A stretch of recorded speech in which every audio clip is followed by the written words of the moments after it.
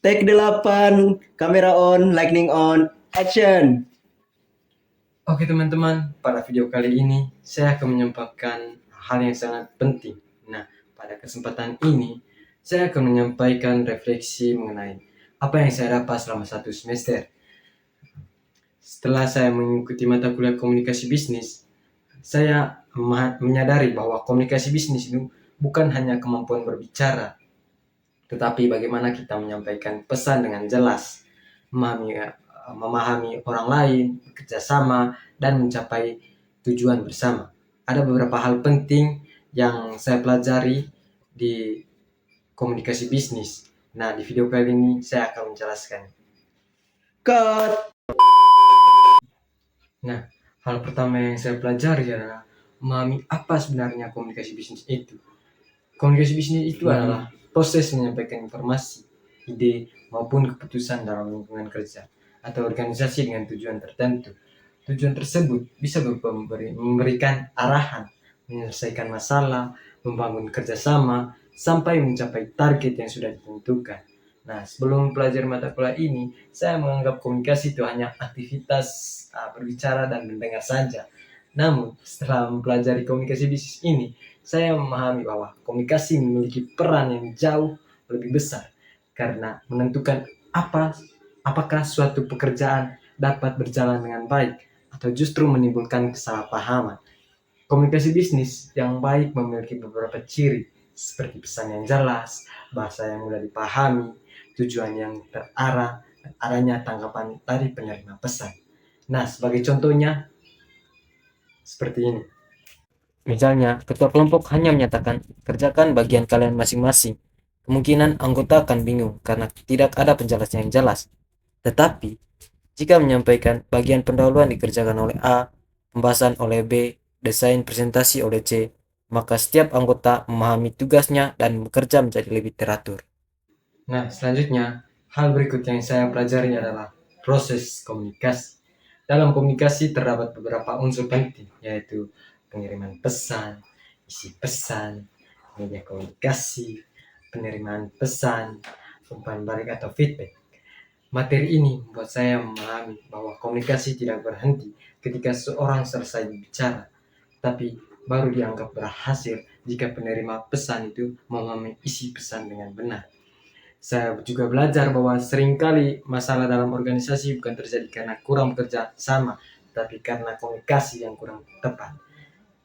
Nah, sebagai contoh, misalnya, dosen memberikan informasi melalui grup kelas. Minggu depan presentasi dimulai jam 8. Dosen berperan sebagai pengirim pesan, informasi presentasi adalah isi pesan, grup kelas menjadi media komunikasi, mahasiswa adalah penerima pesan. Kemudian mahasiswa membalas, baik Bu, apakah laporan dikumpulkan sebelum atau sesudah presentasi? Balasan tersebut disebut feedback. Jika tidak ada feedback, bisa saja terjadi kesalahpahaman. Nah, selanjutnya itu saya belajar mengenai komunikasi verbal dan non-verbal. Komunikasi verbal adalah komunikasi yang menggunakan kata-kata baik secara lisan maupun tulisan.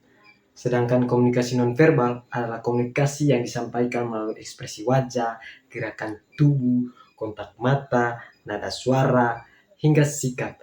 Saya belajar bahwa terkadang pesan yang diterima seorang lebih dipengaruhi oleh cara menyampaikan dibanding isi pesannya. Sebagai contoh, seperti animasi ini. Misalnya, bayangkan ada 2 orang melakukan presentasi. Orang pertama berbicara dengan suara jelas, berdiri tegak, melakukan kontak mata, dan terlihat percaya diri. Sedangkan orang kedua berbicara terlalu pelan, sering melihat ke bawah, dan terlihat gugup. Padahal isi materinya sama. Biasanya audiens akan lebih tertarik kepada orang pertama karena penyampaian lebih meyakinkan. Materi berikutnya yang saya dapat adalah pentingnya etika dalam komunikasi. Etika komunikasi berarti bagaimana kita menyampaikan pesan dengan tetap menjaga rasa hormat, tanggung jawab, dan profesionalitas. Dalam komunikasi bisnis terdapat beberapa prinsip etika, menggunakan bahasa yang sopan, tidak menyampaikan informasi yang menyesatkan, menghargai pendapat orang lain, menjaga sikap profesional. Nah, di sini saya memahami bahwa kemampuan berbicara yang baik akan kurang bernilai jika tidak disertai dengan etika. Misalnya, saat menghubungi dosen melalui chat, kurang tepat jika hanya menulis, "Bu, tugasnya mana?" Tapi jika ditulis seperti ini, perbedaan terlihat sederhana tetapi menunjukkan rasa hormat dan profesionalitas. Nah, selama perkuliahan juga, saya belajar mengenai kemampuan berbicara di depan umum, atau kita sebut public speaking. Bukan hanya berbicara keras atau percaya diri, tetapi bagaimana kita menyampaikan informasi agar mudah dipahami oleh orang lain. Hal yang saya pelajari antara lain seperti menyusun materi secara runtut, mengatur intonasi suara, menjaga kontak mata, mengontrol rasa gugup, menyesuaikan cara bicara dengan audiens supaya apa yang kita sampaikan dapat dimengerti oleh audiens dan pendengar. Contohnya, saat presentasi, jika langsung membaca seluruh isi slide, biasanya audiens menjadi kurang tertarik. Tetapi, jika menjelaskan dengan bahasa sendiri, lalu memberikan contoh nyata, audiens lebih mudah memahami. Misalnya, menjelaskan strategi pemasaran dengan contoh toko yang memberi promosi untuk menarik perhatian atau pembeli. Materi yang terakhir yang paling berkesan bagi saya adalah negosiasi dan penyelesaian konflik. Saya memahami bahwa perbedaan pendapat adalah hal yang normal, tapi cara menyelesaikan sangat menentukan hasil terakhir. Negosiasi mengajarkan bahwa tujuan komunikasi bukan untuk menahan sendiri, tapi mencari solusi terbaik bagi semua pihak. Contohnya seperti ini. Misalnya, dalam kelompok ada dua pilihan lokasi observasi. Kelompok A memilih lokasi dekat kampus.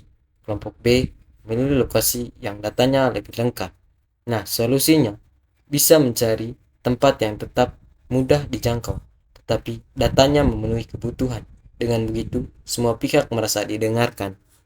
Baik, itu saja yang saya pelajari dari seluruh pelajaran selama satu semester ini. Saya mendapat banyak pengalaman dan pengetahuan baru.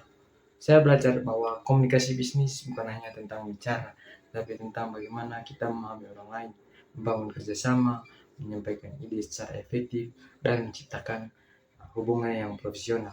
Saya berharap ilmu yang saya dapat selama satu semester ini dapat saya terapkan dalam kehidupan sehari-hari, organisasi, maupun nantinya di dunia kerja.